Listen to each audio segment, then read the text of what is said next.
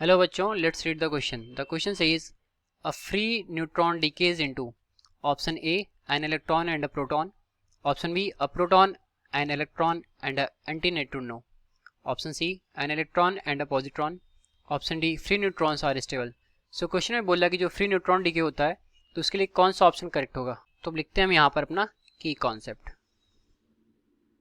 की कॉन्सेप्ट तो की कॉन्सेप्ट में हम देखेंगे कि जो बीटा डीके होता है उसमें बीटा माइनस डीके क्या होता है. ठीक है, तो हम यहाँ पर बीटा माइनस डीके देखेंगे.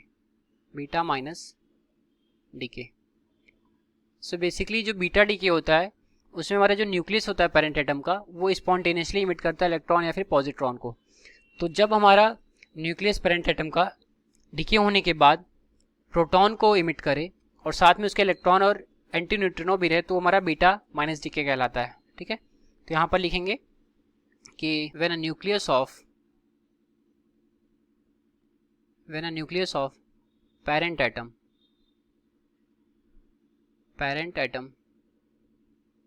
decays and it gives proton from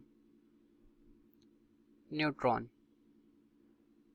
ठीक है, so when a nucleus of parent atom decays and it gives proton from neutron, then it is known as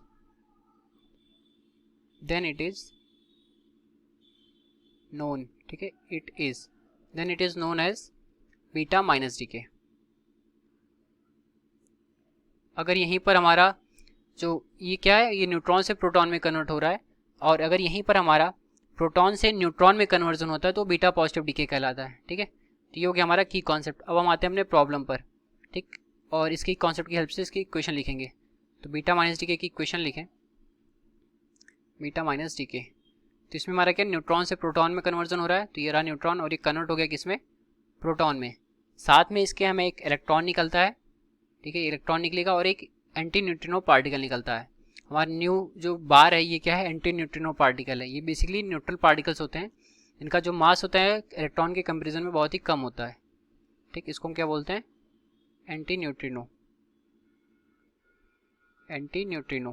और हमारा ई नेगेटिव क्या है, ये इलेक्ट्रॉन है. और एक क्या एक बच गया हमारा यहाँ पर पी, दैट इज प्रोटॉन. तो हम देख रहे हैं कि जो हमारा न्यूट्रॉन है वो प्रोटॉन में कन्वर्ट हो रहा है.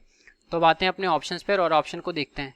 तो ऑप्शन में हमारा जो ऑप्शन नंबर बी है कि जो न्यूट्रॉन डीके हो गया वो प्रोटॉन, इलेक्ट्रॉन और एंटी न्यूट्रिनो बना रहा है, तो जो कि हमारे इस सोल्यूशन से भी मैच करेगा. तो ऑप्शन नंबर बी हमारा करेक्ट होगा.